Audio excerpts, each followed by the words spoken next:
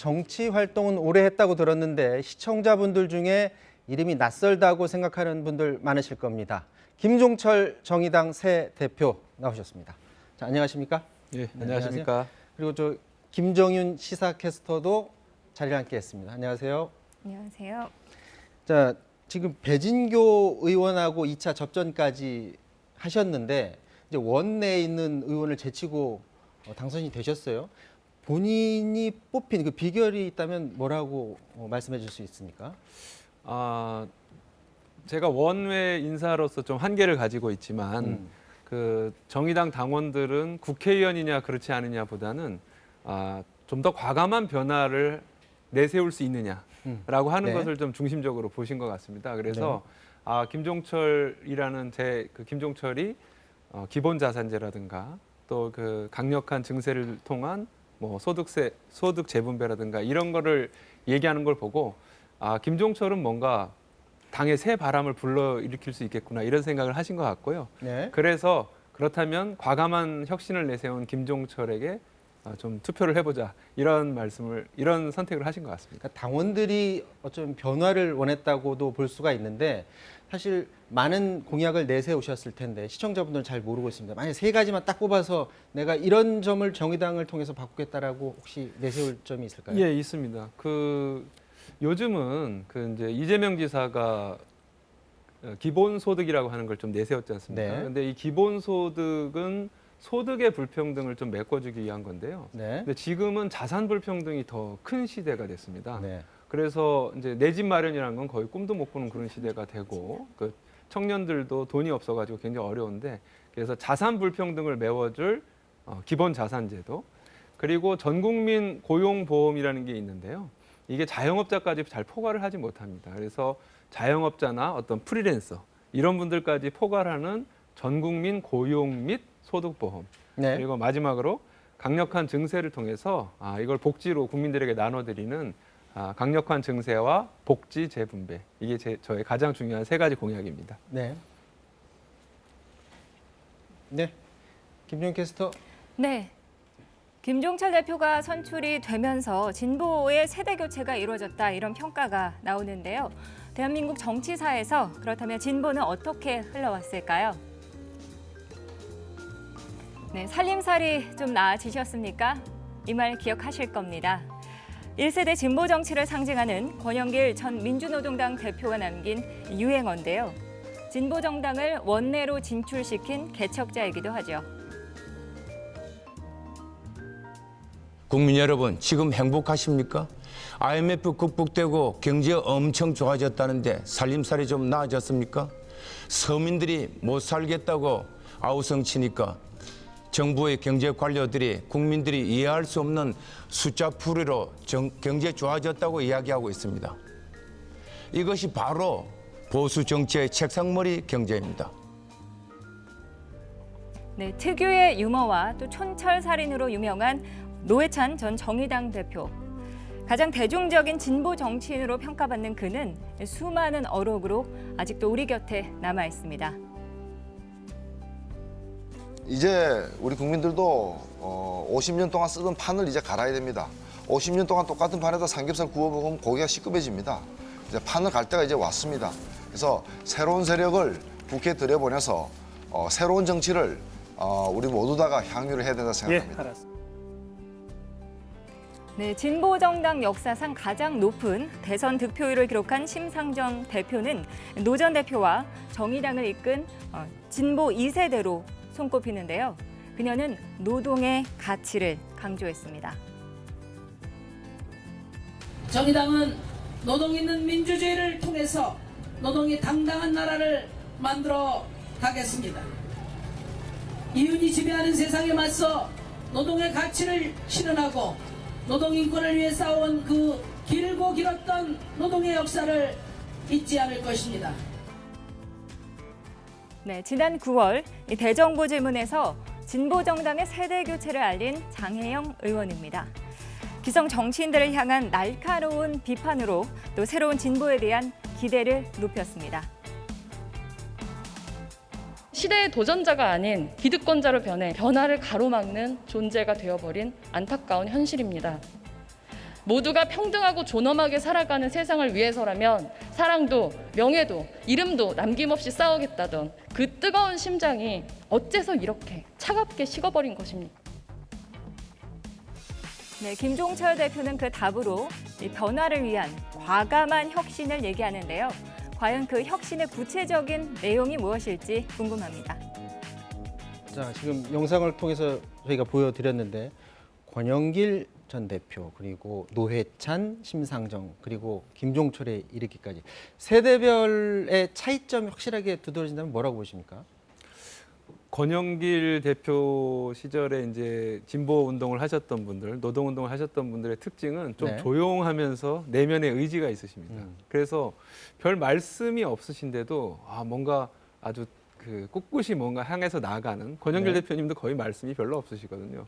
그런데 이 노회찬, 심상정 이런 분들은 굉장히 말씀을 잘하세요. 그러니까 오히려 노 대표님 아까 불판 이런 얘기도 있었지만은 심상정 대표도 뭐 사자우를 통해서 국회 국정감사에서 뭔가를 보여주신 그런 측면이 있고요. 저희 세대는 좀 정책이라든가 이런 좀 구체적인, 왜냐하면 사회가 복잡하니까 네.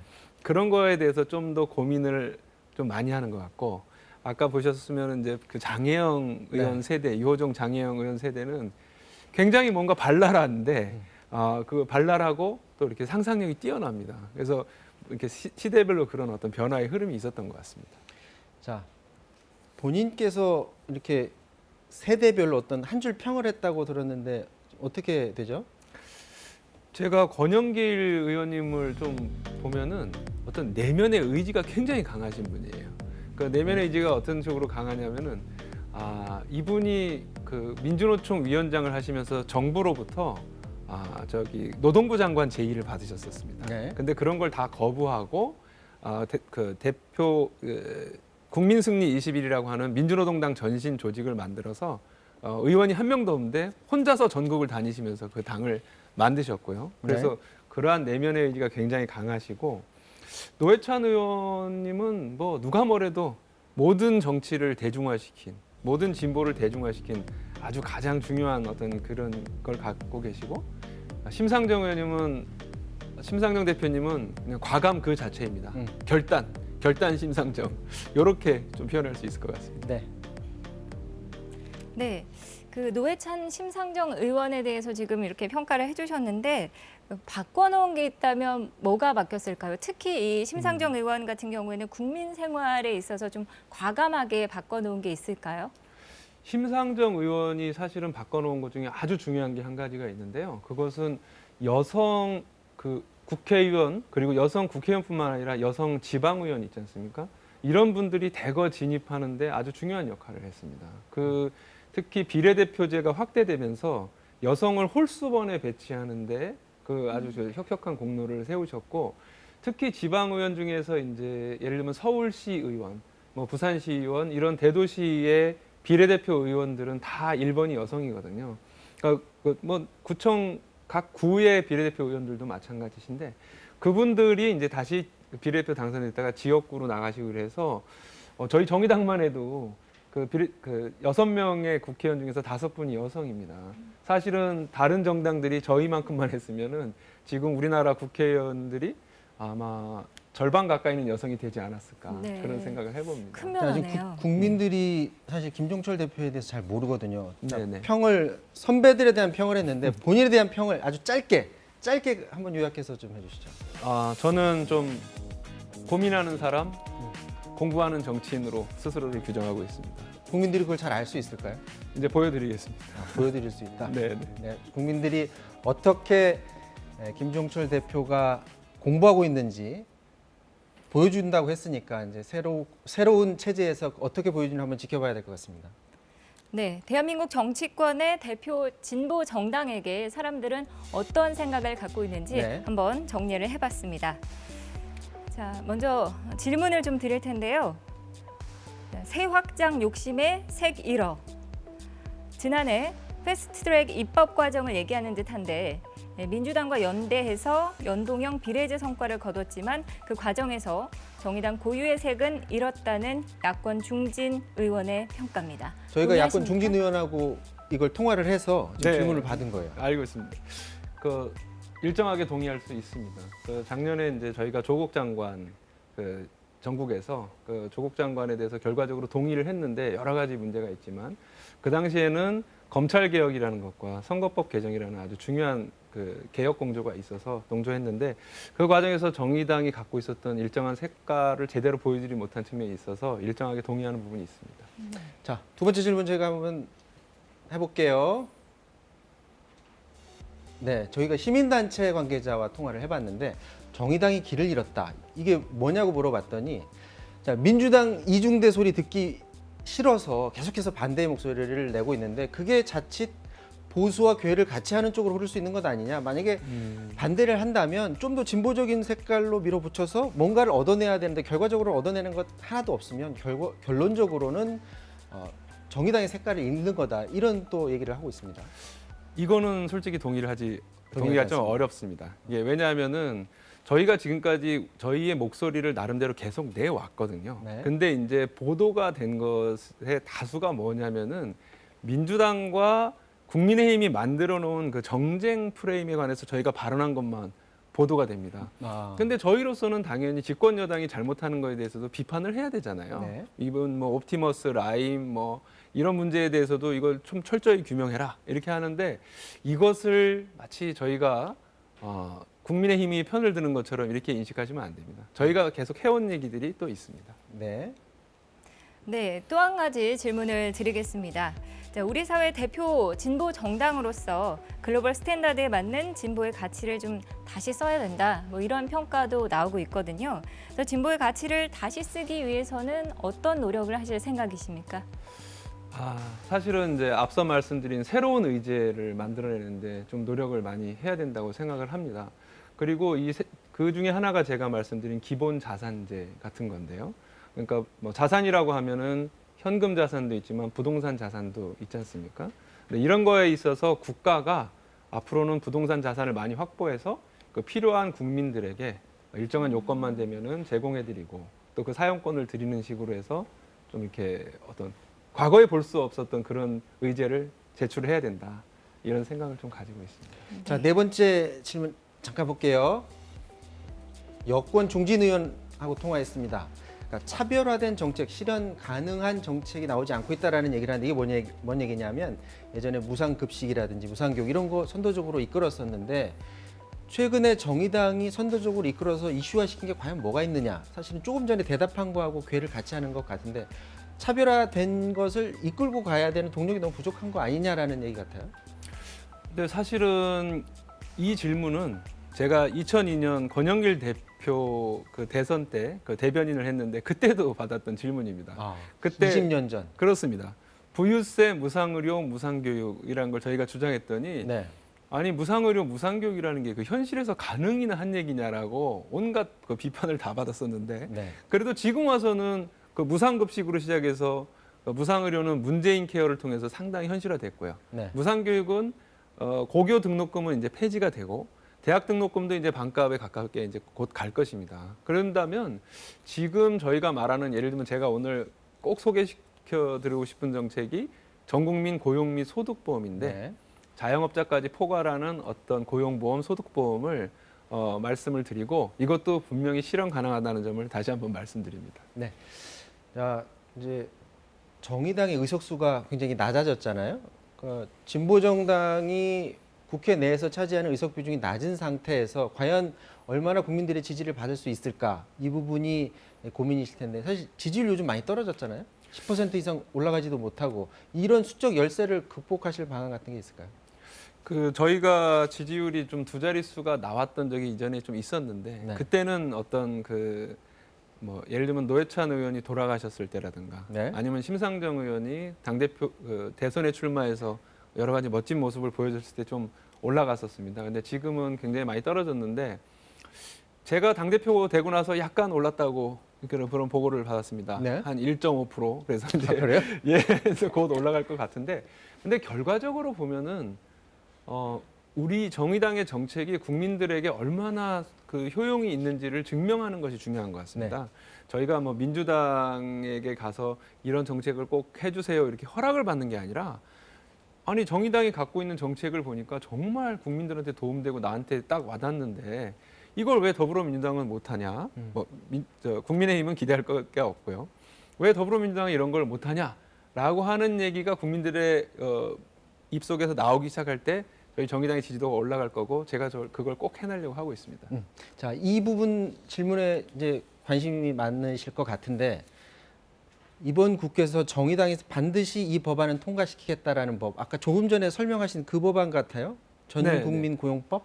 전국민 고용 및 소득보험입니다. 네. 그거랑 이제 하나 더 말씀드릴 텐데 이 전국민 고용 및 소득보험은 원래는 이제 고용보험이 있습니다. 네. 이제 지금 고용보험이 있고 이 고용보험이 지금 현재 포괄하는 보호 대상이 어느 정도냐면 전체 취업자, 그러니까 자영업자까지 포괄하는 전체 취업자의 49%만 포괄을 합니다. 네. 즉 노동자 중심으로 포괄을 하는데 나머지 51%, 즉 비정규직, 뭐 프리랜서, 무슨 플랫폼 노동자, 그리고 자영업자 51% 이렇게 되는 51%는 포괄을 못 하는데 네.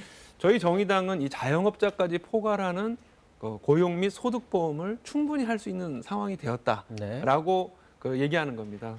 특히 자영업자가 본인 소득의 한 1.2% 정도만 내시면 네. 만약에 폐업을 하셨을 때 그에 대한 보상을 해드리거나 네. 뿐만 아니라 영업소득이 굉장히 줄었을 때 네. 그러니까 저희가 고용보험이라고 안 하고 고용 및 소득보험이라고 한 이유는 소득이 굉장히 줄었을 때 이 소득을 상당 부분 이렇게 커버해드리는 그러한 보험 체제여서 이걸 저희는 이번에 꼭 하고 싶은 생각이 들고요. 네. 한 가지 더만 말씀을 드리면은 이번 12월까지 꼭 통과시켜야 되는 법이 그 낙태죄 폐지가 있습니다. 네. 그게 헌법재판소에서 이 낙태를 막 범죄로 처벌하는 것은 문제가 있다라고 작년에 판결이 났었는데 이번에 정부에서 그것을 그래서 대체 입법으로 갖고 온 게 뭐냐면은 임신 주기에 따라서 좀 그렇습니다. 다르죠? 임신 주수를 조금 늘려주겠다. 네. 근데 어쨌든 그 이후에 낙태하는 것은 무조건 처벌이다 이렇게 돼 있어요. 예외 조항이 있고요. 그렇습니다. 그래서 저희는 아니 어떤 여성이 자기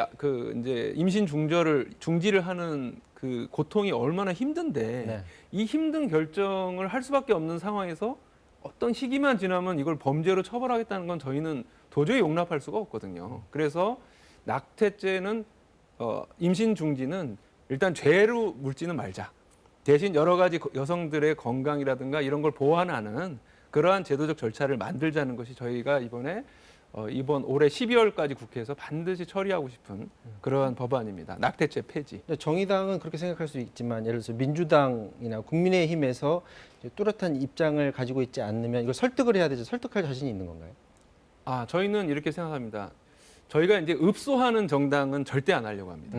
왜냐하면은 사실은 국민의힘은 이거 제가 김종인 대표를 만났는데요. 네. 어저께 그러니까 그저께 만났는데 김종인 대표는 이 사안을 잘 모르시더라고요. 그러더니 네. 갑자기 우리나라 출산율 문제도 있고 얘기하셨다가 실수하셨는지 갑자기 이제 낙태하고 출산율 이거 전혀 매칭이 되지 않는 얘기인데 그래서 바로 취소를 하셨고 더불어민주당도 약간 실망스러운 게 네.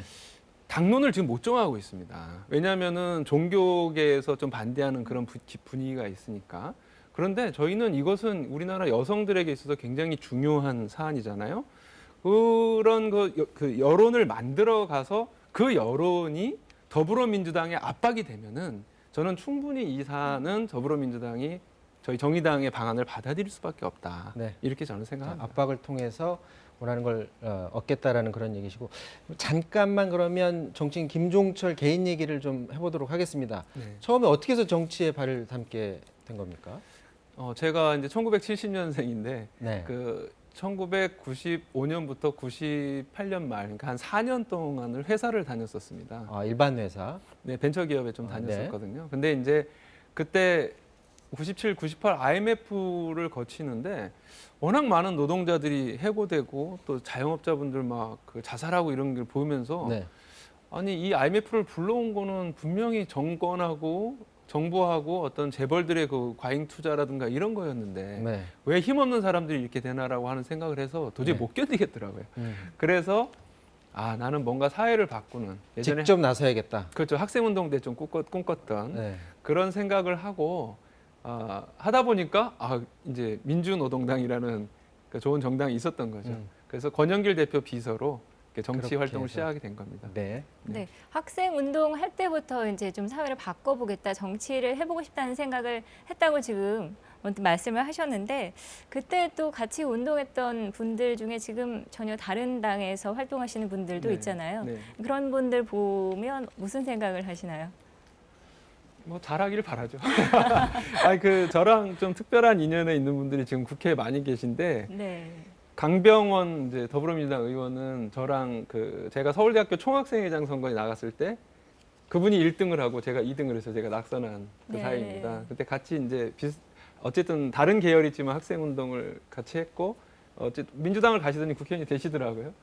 그 다음에 박용진 의원이 그 당시에 이제 저랑 이렇게 같은 학번인데 박용진 의원은 성균관대학교 총학생회장을 했고 또 민주당을 가서 국회의원을 하시고 박주민 의원은 저랑 연배 차이가 좀 있지만은 어쨌든 학생운동을 같이 했었는데 이제 민주당 가서 국회의원 되셨고 저랑 아주 가까운데 그 국민의힘에 가신 분도 계십니다. 윤희숙 그 의원이 저희 과 한 학번 선배인데 그분도 학생운동을 하셨어요. 저를 세미나를 시켜주셨던 분이거든요. 아, 그렇군요. 그래서 이게 특별한 관계인데 좀 갑자기 좀 너무 오른쪽으로 가셔서 좀 오해하지만 여하튼 저는 뭐 박용진 의원 같은 경우는 지금 특히 삼성 문제라든가 유치원 그 회계 비리 문제라든가 이런 거에 있어서 굉장히 잘하고 있고 좀 잘해주길 바란다. 저는 정의당에서 열심히 하겠다 이런 생각을 갖고 있습니다. 네. 자, 화제를 좀 바꿔서요. 고 노회찬 의원의 마지막 비서실장이셨죠? 네. 그 또 남다른 인연이 있다고 들었는데 어떤 인연이 있으시죠? 노회찬 의원하고 그 참 뗄래야 떼기가 힘든 관계인데 네. 2004년이 사실은 진보 정당에 있어서 아주 굉장한 그 성장을 이룩한 해인데 그때 열석 국회의원이 한 번에 나타났는데요. 그때 노회찬 의원이 선거대책본부장을 하셨고 네. 제가 그때 대변인을 했습니다. 그래서 원팀으로 아주 중요한 성과를 냈고 2010년 서울시장 선거 때는 노회찬 의원이 서울시장 그리고 제가 대변인 그리고 2016년 노회찬 의원이 다시 국회의원이 되셨을 땐 제가 노회찬 의원이 원내대표, 제가 원내대표 비서실장을 했는데 중간에 당이 좀 갈라져가지고 그 같은 지역구에서 경선을 한 적도 있어요. 그래서 참 그만큼 좀 복잡하지만 다시 힘을 합쳐서 정의당을 좀 이끌어 보려고 했던 그런 관계입니다. 근데 좀 지켜드리지 못해서 너무 죄송하죠.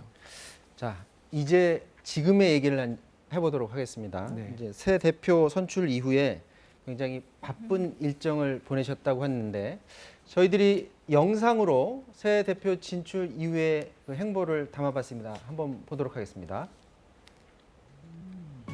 이제 거대 양당이 정의당이 내놓는 의제에 대해 자신의 입장을 내놓아야 하는 그런 시대가 올 것입니다. 양당은 긴장하기 바랍니다. 당선 이후 여야 상견례에서 김 대표는 이낙연 더불어민주당 대표에게 선의의 경쟁을 제안했습니다. 진보 개혁 진영의 금기를 깨는 말씀들을 좀 드리려고 합니다. 그런 걸 놓고 진짜 선의의 경쟁을 해서 국민들에게 좋은 정치가 좀 될 수 있었으면 하겠습니다. 깨주십시오. 역사는 거기서 진전을 시작하는 것이니까요. 우리 정의당의 여러분께서 제안만 하시는 것이 아니라 성과를 내셔야 하기 때문에 저희들하고 늘 손잡고 함께 가시는 게 서로를 위해서 좋겠다. 김종인 국민의힘 비대위원장도 정의당의 새로운 수장에 조언을 아끼지 않았습니다. 정의당은 정의를 나름대로의 특색 있는 정당이 돼야지. 그동안에는 어떻게든 여당에 무슨 좀 편승하는 그런 정당 노릇을 한 것 같아서. 지금까지 하셨던 것처럼 네. 위원장님께서 이렇게 전향적으로 더 내주시면 민주당도 좀 자극을 받고 저희 정의당도 더 앞장선 얘기를 할 수도 있고. 네, 지금 여야 상견례 보셨는데 이제 기싸움 같은 것도 좀 보였어요. 한쪽에서는 이제 6석이니까 네. 좀 민주당과 협력을 해야 되는 거 아니냐 이런 얘기도 했고 또 한쪽에서는 너무 여당에 편승하지 마라 뭐 이런 뉘앙스도 또 풍기시는 것 같은데 어떠십니까? 어떻게 받아들이고 계신가요? 사실 상견례고 제가 예방을 간 자리니까 그냥 좀 예의를 더 많이 지켰고 그냥 토론 자리였으면 왜 그렇게 말씀하시냐 이렇게 좀 할 수도 있었는데 이제 방금 이제 이낙연 대표님 같은 경우에는 그 정의당이 성과를 내야 되니까 민주당하고 손을 많이 그 잡고 가야 된다라고 하셨는데 일면 좋은 얘기 같지만은 어찌 보면 민주당을 좀 설득해 봐라. 그리고 우리가 수용할 수 있는 안을 가져와 봐라. 이 정도로 사실은 그 받아들일 수 있는 얘기거든요. 근데 저는 그렇게 생각하지 않습니다. 저희는 그 민주당이 사실은 지금 이번 국회에서는 마음만 먹으면 어떤 법안인지 처리할 수 있거든요. 그걸 저희가 가서 이거 꼭 해주십사 이렇게 한다고 민주당이 뭐 그걸 받아들이거나 안 받아들이거나 이럴 계제가 아닙니다. 오히려 저희가 더 확실하게 목소리를 내고 민주당이 이걸 안 받아들인다고? 그러면 국민들이 그 싫어할 텐데 우리 정의당이 국민들을 설득해 낼 거야. 이렇게 결의를 다지고 뭔가 보여드리는 것이 민주당이 바뀔 수 있는 저는 방법이라고 생각을 하고요. 그리고 국민의힘 우리 김종인 위원장께서 얘기하신 거는 그 좀 뭐 저희가 뭐 국민의힘에 대해서 쓴소리를 더 많이 하기는 했지만 뭐 저희가 뭐 그렇다고 해서 여당 편만 들고 뭐 이런 거 전혀 없습니다. 그래서 근데 항상 두 당이 짜놓은 어떤 그 정쟁에만 저희가 발언을 하는 것처럼 비춰져서 그건 앞으로 아끼고 좀 더 정책적인 얘기를 해서 국민들에게 좀 다가갈까 생각 중입니다. 자, 이제 시간이 거의 다 돼 가서 좀 짧게 대답을 해주셔야 될 것 같은데요. 지금 여야에서 기본소득이 주요 화두가 돼서 그 얘기를 많이 하고는 있는데 지금 정의당이 이거보다 지금 한 단계 더 간 얘기를 지금 하고 있잖아요. 네, 네. 어떤 얘기를 지금 하고 있는 거죠? 아까 말씀드렸다시피 기본 자산, 네. 앞으로는 소득보다는 자산 불평등이 더 심해질 것이다라고 하는 얘기고요. 그리고 앞서 제가 이제 금기를 깨겠다는 얘기를 많이 했는데 그 금기 중에 하나가 바로 세금 얘기입니다. 지금 우리나라 세금을 좀 더 많이 걷어서 강력하게 재분배를 해야 되거든요. 근데 지금은 우리나라 노동자 중에 한 40%가 세금을 내지를 않아요. 연말정산을 통해서 환급받는다거나. 네. 근데 이렇게 돼서는 제대로 복지를 할 수가 없습니다. 저소득층, 서민층도 조금 더 내고 세금을 내고 중산층은 좀 더 내고 부유층은 더 많이 내서 전체적으로 강력한 증세를 해서 더 많은 복지를 하겠다. 이런 금기를 깨는 정책을 저희 정의당에서 제가 선도해서 좀 내보려고 하고 있습니다. 구체적으로 기본 자산이라고 하셨는데 지금 그런 식으로 예산을 만약에 가져온다면 네. 기본 자산의 규모는 어느 정도 생각하고 있는 게 있나요? 저희가 심상정 대표가 작년 이제 20세가 되는 청년에게 네. 그 3천만 원씩 지급을 하자. 그 돈으로 어떤 주거비를 쓰거나 아니면 자기 훈련비로 쓰거나 그러니까 기타 등등으로 쓰게 하자고 얘기했는데 그 나이 같은 건 이런 건 다 조정할 수 있겠다고 생각하고요.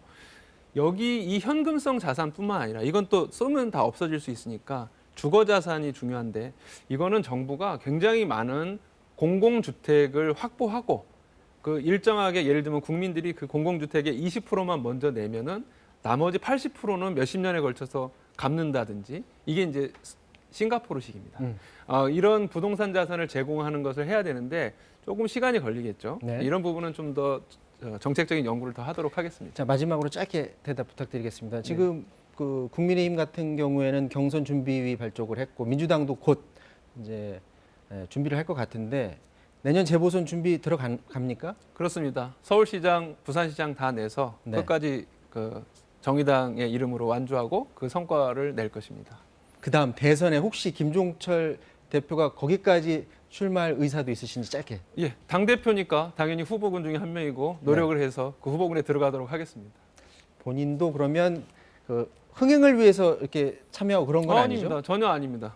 심상정을 넘어서는 그러한 그 2년 동안 심상정을 넘어서는 정치인이 돼서 당당하게 나설 그럴 각오를 갖고 있습니다. 심상정을 넘어서는 그런 인물로 커보겠다라는 그런 의지도 보여주셨는데 지금 시간이 짧아가지고 충분히 얘기를 못했는데 다음에 혹시 기회가 되면 토론 자리에도 좀 참석을 해주셨으면 고맙겠습니다. 불러주시면 영광입니다. 네, 자 지금까지 김종철 정의당 대표와 말씀 나눴습니다. 말씀 고맙습니다. 감사합니다.